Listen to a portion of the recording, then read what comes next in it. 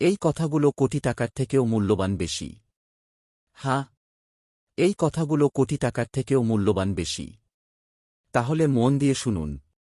হারমোনিভিল নামক একটি ছোট শহরে অবস্থিত ছিল একটি তরুণ পুরুষ অ্যালেক্স নামের, যার কাছে বড় স্বপ্ন এবং লক্ষ্যবদ্ধতা ছিল। অনেক চেষ্টা পরেও সে সব চুক্তিভঙ্গির মুখোমুখি হলেও সবসময় তিনি নিজেকে উৎসাহী রাখতে জানতেন এবং অমূল্যবান সাফল্য অর্জনের জন্য তার অভ্যন্তরে যে শক্তি আছে সেটির মধ্যে বিশ্বাস করতেন। অ্যালেক্স একটি মধ্যবিত্ত পরিবারে জন্মেছিল এবং অর্থনৈতিক সমস্যা সবসময় তার সাথে ছিল। তবে পরিস্থিতিকে তার চরিত্র নির্ধারণ করতে দেওয়ার বদলে অভ্যন্তরের অভিজ্ঞান হিসেবে সে তাদের অনুমান করতেন। তার প্রিয় উক্তি ছিল, এটি তোমার কার্ড কি তোমার হাতে খেলার উপর নয়, তোমার কিভাবে তা খেলা হয়। একদিন একটি প্রস্তুতি ছাড়া অ্যালেক্স শিক্ষার প্রতি পারম্পরিকভাবে আগ্রহী ছিল। তিনি তার অধ্যয়নে উত্তীর্ণ হয়ে প্রত্যেক অসম্ভাব্য চুনতিকে পরিহার করার জন্য তার অভ্যন্তরে যে বিশেষ শক্তি আছে তাকে আত্মপ্রকাশ করার জন্য ব্যবহার করেছিল। এর প্রিয় বাক্য ছিল, তোমার কার্ডগুলির বিষয়ে নয়, তোমার কার্ডগুলির বিষয়ে কিভাবে তুমি খেলছ তা। অ্যালেক্স একটি পূর্বাভাসী পরিবারে বড় হয়েছিল এবং তার সবসময় মনে হতো যে একটি প্রস্তুতি করা আবশ্যক।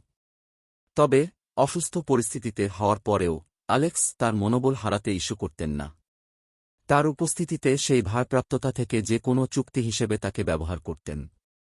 তার প্রিয় উক্তি ছিল, তোমার কার্ড তোমাকে যা করতে হবে সেটা নয়, তোমার কার্ড তোমাকে যেভাবে সেটা করতে হবে সেটা গুলি করে। একটি দিন একটি বিজয়ী ব্যবসায়ীর কাছে একটি ইন্টার্নশিপ প্রদান করা হল, যা অ্যালেক্সকে তার সকল প্রয়াসের দিকে তাকিয়ে দেওয়া হয়েছিল।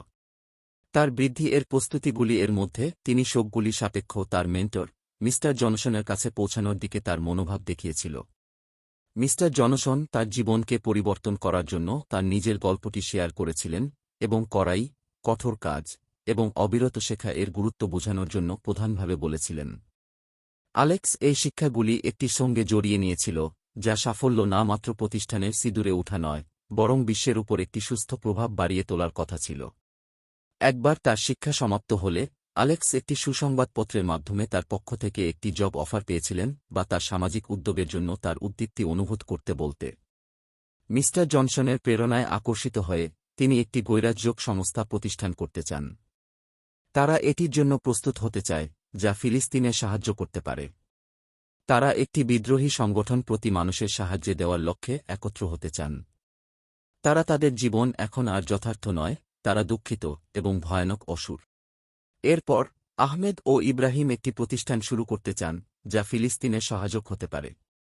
তারা একটি বিদ্রোহী সংগঠন প্রতি মানুষের সাহায্যে দেওয়ার লক্ষ্যে একত্র হতে চান।